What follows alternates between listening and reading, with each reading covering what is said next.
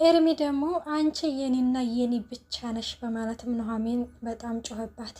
አንቺ የኔና የኔ ብቻ ነሽ እንጂ የማንም ሰው ልትሆኝ አትችልም ሲልም እንዴ ምን እየሆንክ ነው ኤርሚ ትለዋለች። ስልክሽ የነበርሽ ዛሬ ይላታል። ኦ እንደዛ ነው እንዴ ወይ ተገባኝ አሁን ገና በቃ እንደውም አልነግርህም ትንሽ ቅና ስትለውም እጇን ይዛታል። ኤርሚ ምን እየሆንክ ነው እያሳመምከኝ እኮ ነው ስትለውም እንግዲህ በጣም ይቅርታ ስሜታዊ እኮ ስለሆንኩ ነው የነበርሽ ዛሬ ስልክሽን ጋር እኮ ስደውል ወንድ ነበር የሚያነሳው ስትለው ወደ ሆቴል በር ላይ ከሆነ ሌጋ ተገይተን ስልክና ስልካችን አንድ አይነት ስለሆነ ተለውጠን ነው አሁንስ ደስ አለክ ትለዋለች። ከዛ ያው እሱም እንግዲህ ያው በጣም ቅርቅር ነው ያለው አፈረ። እሷም እንግዲህ ትተውና ወደ ክፍል ትገባለች ማለት ነው። ከዛ ሳሚ ደግሞ ይደውልና ስልኬን መልሽልኝ በማለትም ይደውልላታል ማለት ነው። ቆይ አንቺ ምን አይነት ፈጣጣ ነሽ? ስልኬን ይዘሽ ትሄጃለሽ እንዴ? አሁን ያለሁበት ቦታ መጥተሽ ስልኬን እንድትመልሽ ይላታል። ከዛ በፊት ግን ያው እሱ ሲደውልላት እንዴ የራሴ ቁጥር ከየት መጣ በማለትም ታነሳዋለች። ከዛ ወይኔ ስልክና ስልካችን ተለውጦ ነው ማንነክ ብትለውም አንቺ የኔ ማንነት ማን ያደርግልሻል? ምን አይነት ፈጣጣ ነሽ? ስልኬን አሁኑኑ ይዘሽ ትመጫለሽ ትላለች። ጭራሽ እኔ ነኝ እንዲህ ይዤ የምመጣው ስትለው እና ታዲያ ማን ሊመጣ ነው? የትራንስፖርት እኔ እከፍላለሁ ስለዚህ ስልኬን ይዘሽ ነው ይላታል ማለት ነው። ኑሐሚን በጭራሽ አልመጣም ከፈለክ አንተ ናና ስልክህን ውሰድ በማለትም መልሳለን ነበር። ሰላም ጤና ይስጥልኝ ውድና የተከበራችሁ የቻናሌ ቤተሰብ እንዴት ናቸው? ደህና ናችሁ ወይ? እኔ ያለው እግዚአብሔር ይመስገን። ላይክ ሼር ሰብስክራይብ እያደረጋችሁ ኑሐሚን ድራማ ተወዳጅ ሆነው ይዘላችሁ መጥተናል። አዲስ ቤተሰብ የሆናችሁ የደውሏን ምልክት በማጥቆር ቤተሰብ የሆኑ ነባሮች እንዲሁም ስለምታበረታቱኝ ከልብ አመሰግናለሁኝ። እንግዲህን በባለፈው የተቋረጠውን ነው ይዘላችሁ የመጣ ነው ማለት ነው። እናም ሳሚና እንግዲህ ኑሐሚን እንደዛ ባወሩና ስልካቸውን ይዘጋሉ ማለት ነው።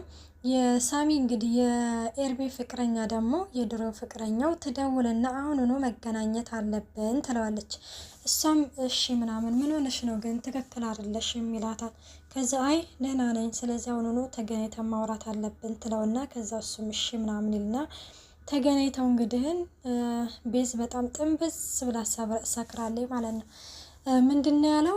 የባሌ ሊያገባ ነው ፍቅረኛ ሊያገባ ነው ትለዋለች። ቤዝ ከሌላ ወንድ እየተቀበለ ለሱ ነው መኪና ቤት ምናምን እንግዲህን እየሰጠችው ማለት ነው። ስለዚህ በዚህ ጉዳይ ላይ ተገናኝተን ማውራት አለብን ትለዋለች። እሱም እንግዲህ እሺ በቃ ተለመደው ቦታ እንገናኝ ብለው ተገናኝተው ሲያወሩ ቤዝ እንግዲህ ያው መጠጥ እየጠጣች ምናምን በጣም ጥንብዝ ብላለች። ይሄን እኮ ከሱ እኮ ደህና ብር ተቀብየው ቢሆን ከሱ ጋር ደህና ብር ተቀብይም ካንተ ጋር ድልቅቅ ያለ ኑሮ ነው መኖር የምፈልገው ትለዋለች ማለት ነው። አደለ አለ ኤርሚ። አዎ ምን ነው ገረመክ ትለዋለች። በጎን ደግሞ ኤርሚ ከሷ እኮ ብዙ ደህና ብር ተቀብያት ቢሆን ይሄኔ ኑሐሚን አግብቼ እቀመጥ ነበረ በማለትም ትመልስለታለች እያለ ነበረ። ብቻ ሁለቱም ተቃራኒ ነው የሚያስቡት። እሷ ከኤርሚ ጋር መኖር ትፈልጋለች፣ ኤርሚ ደግሞ ከኑሐሚን ጋር ነው መኖር የሚፈልገው ማለት ነው።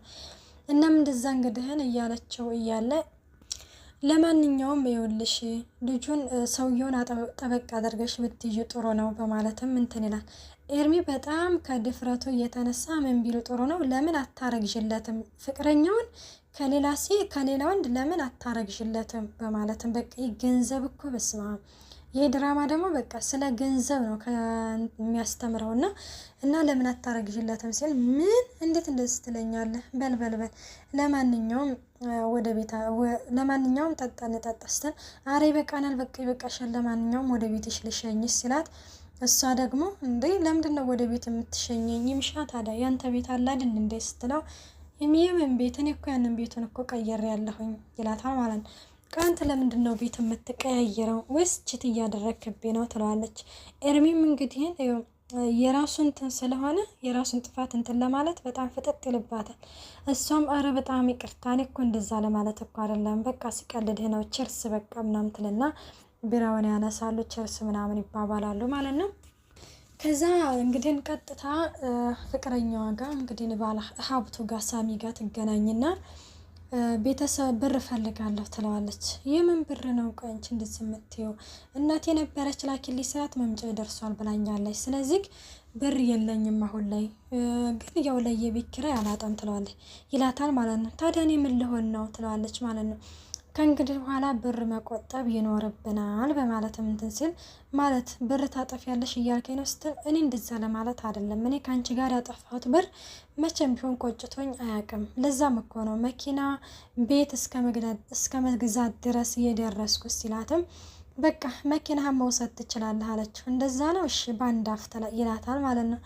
ምን ስትል እሱም እንግዲህ ይስቅና እንዴ አንቺ ብቻ ቀላጅ ነሽ ያለሽ ማን ነው በማለትም ይመልስላታል ማለት ነው። እሷም እንግዲህ በጣም እንትንትና ከዱባይ ቤተሰቦች ሲመጡ መታወቅ እፈልጋለሁ ትለዋለች ማለት ነው። ሳሚም ይሄ ነገር ቆይናና ቀዝቀዝ ይበል ሲል ስለምንድን ነው ምኑ ነው የሚቀዘቅዘው ስትለው አባዬ ይችን ልጅቷን አግባ ማለቱን እስከሚያቆም ድረስ ነው። ስለዚህ መረጋጋት አለብን፣ ይህ ወጀብ እስከሚያልፍ ድረስ መረጋጋት አለብን በማለትም ይመልስላታል ማለት ነው። እሷም እንግዲህ ይች ልጅ ቆይ አሁንም እንትን አላለችም እንዲ አሁንም አልተወችም ማለት ነው በማለትም እንግዲህ እንትን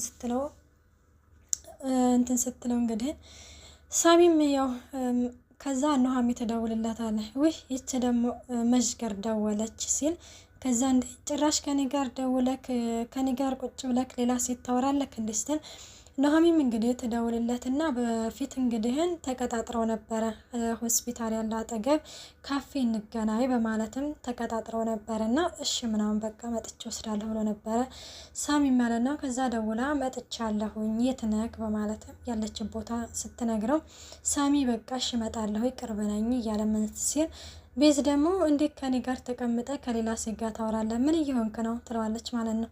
እንዴ ያቺ ልጅቷ እኔ ስልክ ልትመልስልኝ ነው። ምን ሆነሽ ነው እንደዚህ የምትሆኙ? ጭራሽ ምን ሆነሽ ነው ትለኛለህ ካላለችም በፊት እንግዲህ ኤርሚ ደግሞ ለልጁ ስልኩ ልመልስለትም ወደውም አባዬ ጋር ልሄድ ነው ስትለው ቆይ እስካሁን ይህ ስልክ አንቺ ጋር ምን ይሰራል ይላታል። እንዴ ቆይ አሁን ልመልስለት ነው አልኩ አይደል እንዴ ትለዋለች ማለት ነው።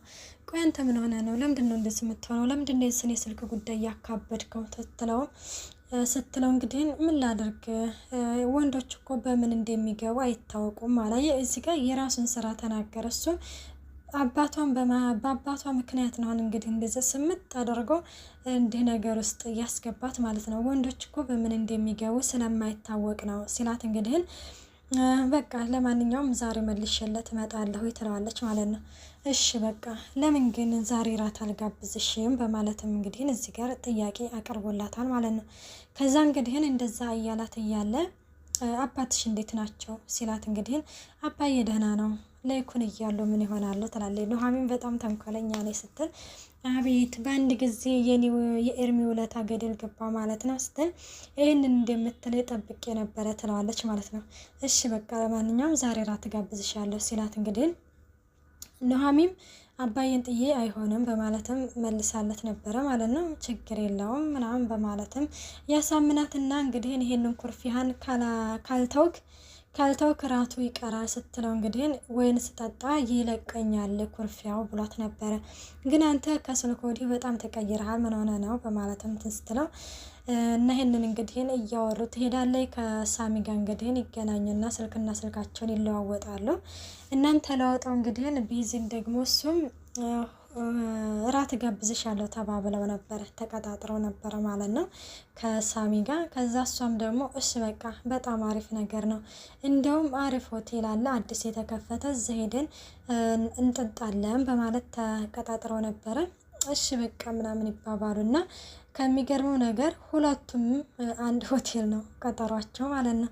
ከዛ ኑሃሚን እሺ በቃ ለማንኛውም የማታውን ራት እያሰብክበት ጠብቀኝ እንወጣለን በማለትም እንትን ትለውና ኑሃሚን ትወጣለች ማለት ነው። የሳሚ አባት ደግሞ እንግዲህ ምን ይለዋል? ይኸውልህ ማግባት አለብህ ቆይናና ምን እየሆንክ ነው ሲል አሁንም ስለዚህ ስለ ልጅቷ ከሆነ የምታወራኝ አባዬ አልተሳካልህም ልሄድ ነው ከጓደኞቼ ጋር ቀጠሮ አለብኝ ይለዋል ማለት ነው። ቆይ እንዴት ነው እንደዚህ የሚያደርገኝ? እኔ እያናገርኩ ወዴት ነው የምትሄደው? ቆይ እኔ እየደከምኩ ነው እያረጀው ነው ይህንን ቤት ኃላፊነት እንትን ብለህ አንተ ነህ ማስተዳደር ያለብህ ሲለው እንግዲህ ዳድ አንተ እኮ ነህ ኃላፊነት እንዳይሰማኝ አንተ አትችልም እያልኩ እኮ የበታችነት ስሜት እንዲሰማኝ እኮ የምታደርገኝ እኮ አንተ ነህ። ስለዚህ ግን ምን ላደርግ ይለዋል ማለት ነው።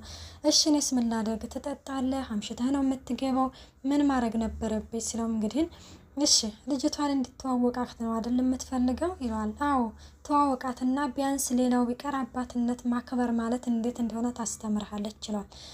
እኔ አባዬ አከብርሃለሁኝ እወድሃለሁኝ ግን የማልፈልገውን ነገር አደርጋት ትበለኝ ሲለውም እንግዲህ ልጅቷን እተዋወቃታለሁ ግን የድርጅቱን ኃላፊነት ለእኔ ትሰጠኛለህ ሲለው እንግዲህ አባቱም ምን ይለዋል? እኔ እኮ ይህንን ችኩልነትህን ነው የማልወድልክ ይለዋል ማለት ነው።